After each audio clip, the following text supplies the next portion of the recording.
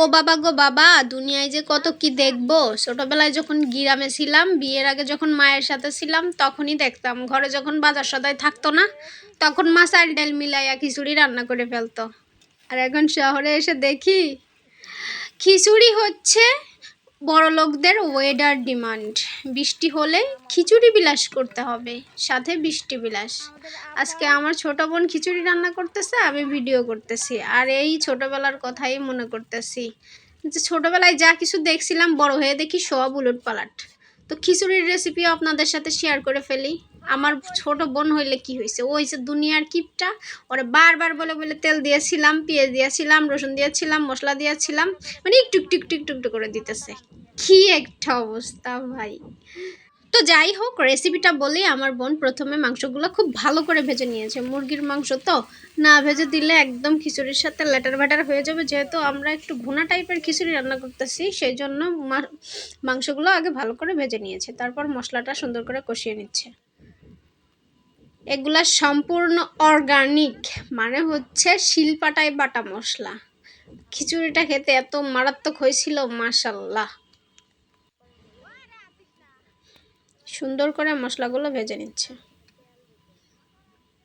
অনেক মানুষ দেখি ভিডিও করে আর কত পটর পটর বক বক করে, ভাই আমি কি বলবো, আমি কিছুই খুঁজে পাচ্ছি না। যাই হোক, মশলা ভাজা শেষ, এবার তার ভিতরে পানি দিয়ে দিল। আমি দেখছি আগে আগে পানি দিয়ে তারপরে মশলা সব উপকরণ গুঁড়া যেগুলা দেয় সেগুলা দেয়, আর আমার বোন সব ভেজে পুড়ে তারপরে দিল পানি। যা ওর মতো ওকে রান্না করতে দিছি, আজকে ওটাই খাবো।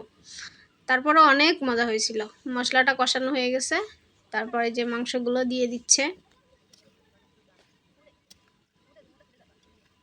এবার দিয়ে দিলাম গরম মশলা, আর সাথে বাটা মশলার সাথে শুধু তেজপাতা অ্যাড করা হয়েছে। বাটা মশলাতে ছিল জিরা, রসুন, পেঁয়াজ, শুকনো মরিচ এবং আদা। যাক, মাংস কষানো হয়ে গেছে, এবারও চালগুলা ঢেলে দিয়েছে। চালগুলা ঢেলে নাড়াচাড়া করতেছে। ছোট মানুষ, নাড়তে ওর খুব কষ্ট হচ্ছিল। তারপর পাতিলটা ছোট হয়ে গেছে, এতগুলা কড়াইতে আটবে না, এই জন্য আমি ক্যামেরা অফ করে ওকে পাতিলে ঢেলে দিয়েছি। ছোট মানুষ, খুব কষ্ট হচ্ছিল, তারপরও বলতেছে না। রান্না শুরু করছে বিকেলে, ভাই রান্না শেষ করতে করতে রাত হয়ে গেছে। মানে এরকম রাঁধুনি। যাক, একদিন সব ঠিক হয়ে যাবে যখন বড় হবে। রান্নার কালারটা অসাধারণ হয়েছিল। যেহেতু রাত হয়ে গেছে, লাইটের কারণে কেমন দেখা যাচ্ছে জানি না, কিন্তু রান্নাটা মাশাল্লাহ খুবই ভালো হয়েছিল। আর এত ঘেরান, মানে কিছুক্ষণ পর পর, গ্রামের বাড়ি তো, এক একজন এসে বলতেছে, এই তোদের বাড়ি কি রান্না হচ্ছে, এত ঘেরান। বলতেছি খিচুড়ি খিচুড়ি। সবাই দাওয়াত নিচ্ছিল সাথে সাথে।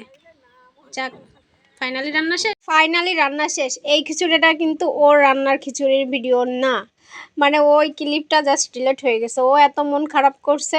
আমি বললাম যে সমস্যা নাই, আমি যখন ভিডিও এডিট করব আমার কাছে অন্য একটা খিচুড়ির ক্লিপ আছে, আমি ওইটা অ্যাড করে দিব। তারপর ও খুশি হয়েছে।